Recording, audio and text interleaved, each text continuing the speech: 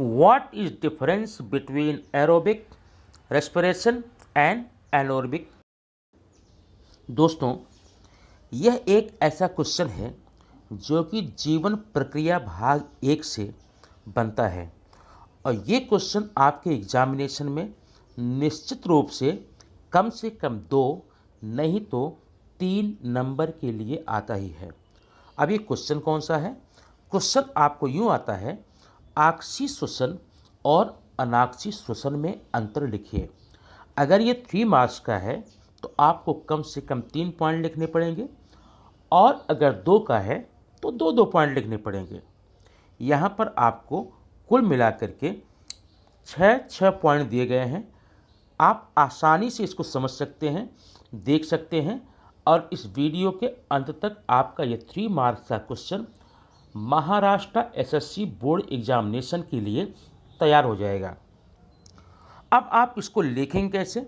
सबसे पहले आप यूँ, आपके सामने 2 कॉलम बने हुए हैं, उस कॉलम के आधार पे आप बना लेंगे 2 कॉलम।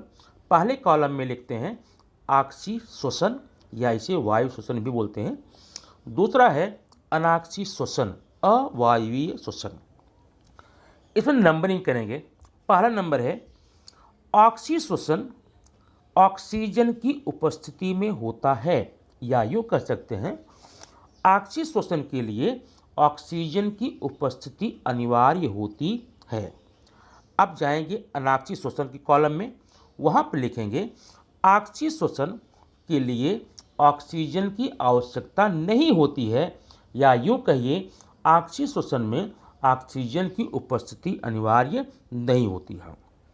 पॉइंट नंबर 2, आक्सीय श्वसन में ग्लूकोज के पूर्ण ऑक्सीकरण के कारण अंत में कार्बन डाइऑक्साइड और पानी मतलब CO2 और H2O का निर्माण होता है, जबकि अनाक्सीय श्वसन में पूर्ण ऑक्सीकरण नहीं होता और परिणामस्वरूप उसमें फर्मेंटेशन के जरिए एल्कोहल और कार्बन डाइऑक्साइड बनता है। ध्यान देना, आक्सीय श्वसन में कार्बन डाइऑक्साइड और पानी बनता है H2O, जबकि अनाक्सीय श्वसन में एल्कोहल और कार्बन डाइऑक्साइड बनता है।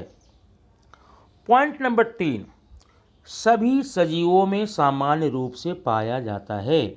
जो आक्सीय श्वसन होता है सारे सजीवों में सामान्य रूप से पाया जाता है, जबकि अनाक्सीय श्वसन में यह केवल कुछ पौधों, जंतुओं या उनके विशेष ऊतकों में ही होता है। आक्सीय श्वसन क्या होता है? आक्सीय श्वसन में 3 चरण होते हैं, आप पढ़ चुके होंगे। पहला चरण है ग्लाइकोलिसिस या ग्लूकोज का विखंडन बोलते हैं। दूसरा चरण है क्रेब्स चक्र और तीसरा है इलेक्ट्रॉनिक संवहन प्रक्रिया। इन 3 चरणों में केवल ग्लूकोज का विखंडन कोशिका के कोशिका द्रव्य में होता है, बाकी सारी क्रियाएं तंतुकणिका या माइटोकॉन्ड्रिया में होती हैं, जबकि अनाक्सीय श्वसन में सारी अभिक्रियाएं, सारी प्रक्रियाएं कोशिका द्रव्य में ही होती हैं।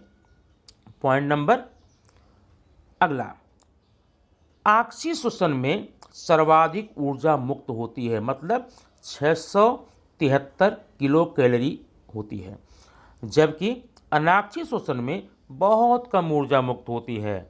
कितनी होती है? 21 से 24 किलो कैलोरी आपकी ऊर्जा उत्पन्न होती है।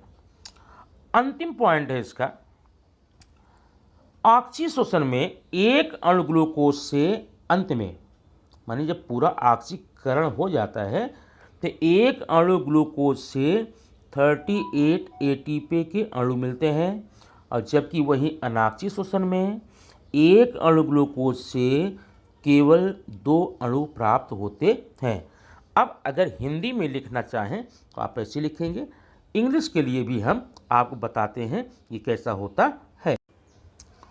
What is difference between aerobic respiration and anaerobic respiration? Point number 1, aerobic respiration takes place only in presence of O2 means oxygen, while anaerobic respiration occurs only in presence occurs only or occurs without presence of oxygen. Point number 2. In aerobic respiration normally takes place in all living cells, all animals and all plants in presence of oxygen, while anaerobic respiration takes place in some fungus, bacteria and some germinating seeds in germinating seeds. Point number 3.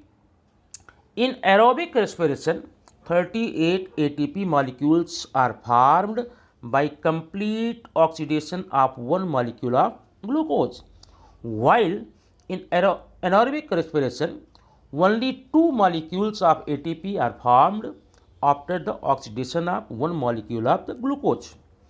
Next point, in aerobic respiration, reaction of glycolysis take place in cytoplasm and Krebs cycle reaction take place in the mitochondria. In anaerobic respiration, all the reactions take place in cytoplasm. Next and last point, substances molecules is completely oxidized. Here, substrate molecules is incompletely or partially oxidized. And next point will be there.